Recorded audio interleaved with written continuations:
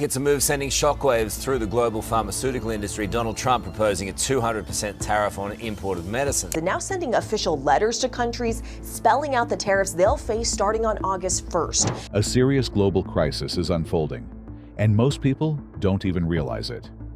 While attention has been on China, former U.S. President Donald Trump quietly launched an economic attack, not on enemies, but on America's closest allies.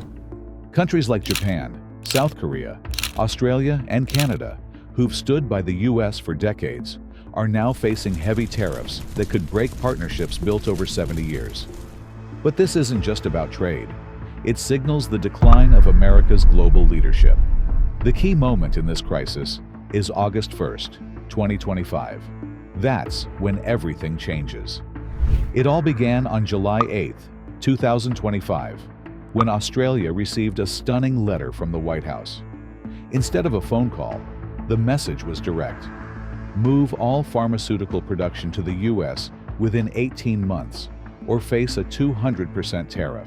PBS is millions of Australians rely on the PBS to make desperately needed medical supports more affordable. So what you don't do with bullies is just roll over and give them what you want. This is time for the Australian government and the Prime Minister to stand up and actually back in Australians. Now feared Australians could lose timely access to new medicines under a fresh wave of trade tariffs from Donald Trump.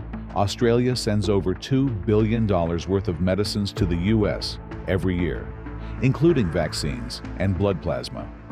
Trump's threat meant these life-saving drugs could become too costly for Americans, putting lives at risk. This wasn't negotiation. It felt like economic bullying. Australia wasn't alone. That same day, Japan and South Korea received similar letters. These are countries that host U.S. military bases and have supported American security in Asia for years. They were warned that all their exports to the U.S. could face 25% tariffs if they didn't agree to new terms. Global markets reacted with alarm. Nissan's stock dropped 5%, Toyota's by more than 1%, and major U.S. indexes like the Dow and NASDAQ also fell. It wasn't just economic fear. It was a sign that trust between America and its allies was crumbling. Trump's team underestimated how strong these allies really are. Japan and South Korea are powerful economies. Australia controls many of the minerals used in modern technology. Canada provides most of the aluminum the U.S. uses. These countries aren't helpless, and now they're pushing back. In May 2025, Canada reported that while its exports to the U.S. went down, exports to other countries increased by nearly 6%, setting a new record. Canada isn't just doing new business. It's reducing how much it depends on America. We don't want to prevent use, but we want to prevent abuse, and Minister Dix has pointed to a level of abuse that was outrageous. The pharmaceutical tariffs were especially harmful. They weren't really about trade. They were meant to protect U.S. drug companies that charge extremely high prices. Australia's healthcare system negotiates much lower prices for medicine, which embarrasses American pharmaceutical firms by showing their prices are inflated.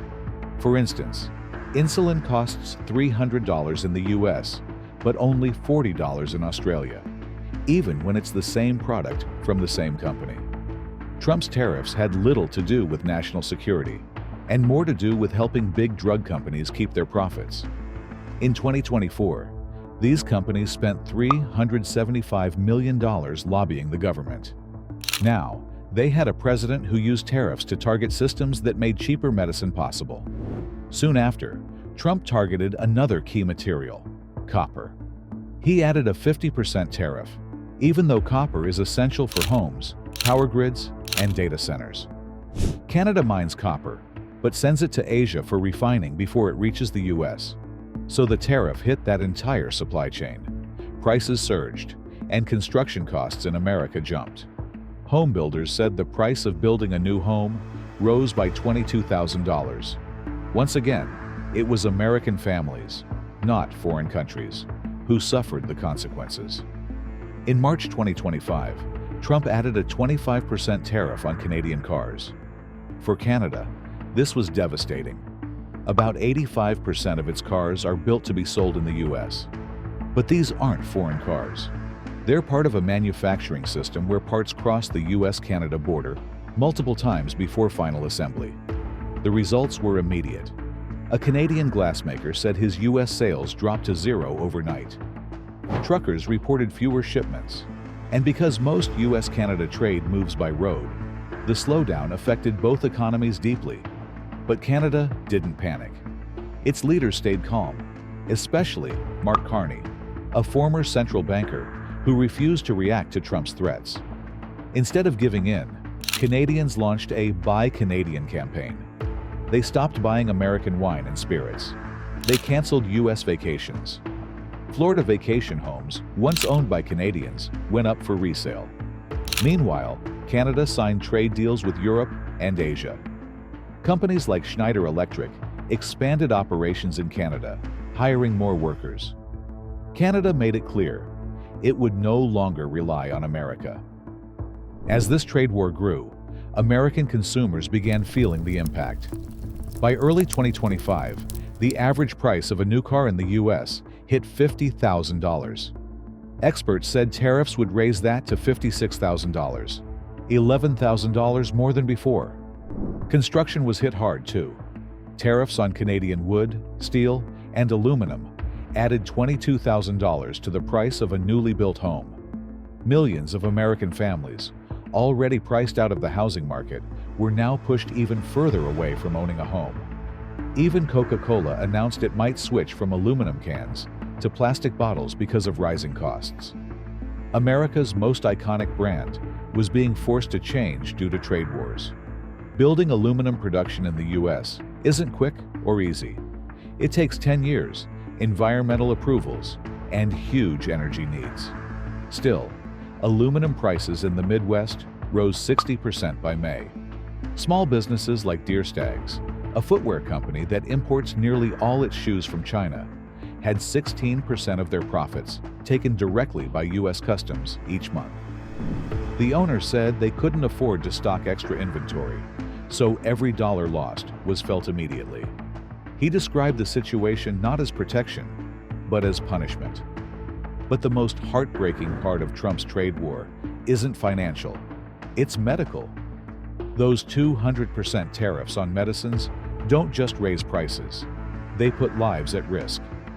Australia's CSL makes critical blood plasma products that American hospitals use in emergencies. These aren't optional drugs. They're used in trauma centers to save lives. If tariffs make them too expensive, hospitals may be forced to go without. Imagine being a doctor in the ER, knowing the medicine your patient needs exists, but is now too costly to buy. That's not just a scary idea. That's the reality starting August 1st. Trump seems to ignore the fact that the U.S. relies heavily on its allies. Japan and South Korea are growing closer, even aligning with China. Australia is pushing new trade deals with India and Southeast Asia. Canada is deepening ties with Europe.